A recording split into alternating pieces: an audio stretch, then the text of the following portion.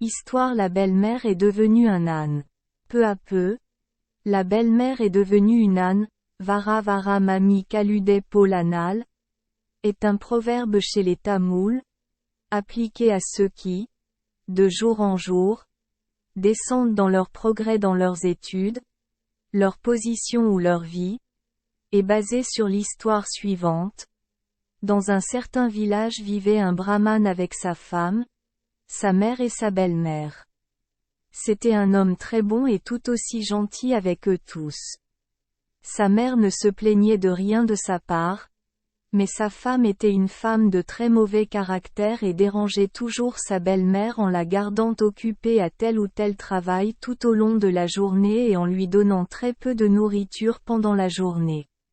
Soirée. De ce fait, la mère du pauvre brahmane était presque en train de mourir de misère. D'un autre côté, sa propre mère recevait, bien entendu, un traitement très aimable de la part de sa fille, mais le mari était si complètement gouverné par sa femme qu'il n'avait pas la force d'esprit de s'opposer au mauvais traitement qu'elle infligeait à sa mère. Un soir, juste avant le coucher du soleil, la femme maltraita sa belle-mère avec une telle fureur, que celle-ci dut s'enfuir pour échapper à une raclée. Pleine de misère, elle quitta le village en courant, mais le soleil commençait à se coucher et l'obscurité de la nuit la rattrapait rapidement. Trouvant donc un temple en ruine, elle y entra pour y passer la nuit. C'était la demeure du village Kali, déesse, qui sortait tous les soirs à minuit pour inspecter son village. Cette nuit-là, elle aperçut une femme, la mère du pauvre brahmane, tapie dans ses prakaras, limites, et étant une Kali des plus bienveillantes, elle l'appela et lui demanda ce qui la rendait si malheureuse pour qu'elle doive quitter sa maison à un tel moment. Une nuit sombre. La brahmani raconta son histoire en quelques mots, et pendant qu'elle parlait, la déesse rusée utilisait ses pouvoirs surnaturels pour voir si tout ce qu'elle disait était vrai ou non, et trouvant que c'était la vérité, elle répondit ainsi d'un ton très apaisant. Je plains votre misère, ma mère, parce que votre belle-fille vous trouble et vous vexe ainsi lorsque vous êtes devenue vieille et que vous n'avez plus de force dans votre corps. Maintenant, prends cette mangue, et en prenant une mûre de sa ceinture, elle la donna au vieux brahmani avec un visage souriant. Mange-la, et tu deviendras bientôt une jeune femme comme ta propre belle-fille. Et alors elle ne vous dérangera plus. Consolant ainsi la vieille affligée, Kali au bon cœur s'en alla. La brahmane resta le reste de la nuit dans le temple et, étant une mère affectueuse, elle n'aimait pas manger la mangue entière sans en donner une portion à son fils. Pendant ce temps, lorsque son fils rentrait le soir, il trouva sa mère absente, mais sa femme lui expliqua la chose, afin de rejeter la faute sur la vieille femme, comme elle le faisait toujours. Comme il faisait sombre, il n'avait aucune chance de sortir pour la chercher, alors il attendit la lumière du jour et dès qu'il vit l'aube, il commença à chercher sa mère. Il n'avait pas marché bien loin lorsqu'à sa grande joie il la trouva dans le temple de Kali. « Comment as-tu passé la nuit froide, ma très chère mère ?» A-t-il dit. « Qu'est-ce que tu as mangé pour le dîner ? Malheureux que je sois d'avoir épousé un chien. Oubliez tous ses défauts et rentrez chez vous. » Sa mère versa des larmes de joie et de chagrin et raconta l'aventure de la nuit précédente, à propos de laquelle il dit. Ne tardez pas même une nimisha, minute, mais mangez ce fruit immédiatement. Je n'en veux pas. Seulement si tu deviens assez jeune et assez fort pour supporter les ennuis de ce méchant chien, tant mieux. Alors la mère mangea le fruit divin, et le fils la prit sur ses épaules et la ramena à la maison, après quoi il la déposa par terre, alors qu'à sa joie, elle n'était plus une vieille femme, mais une jeune fille de 16 ans.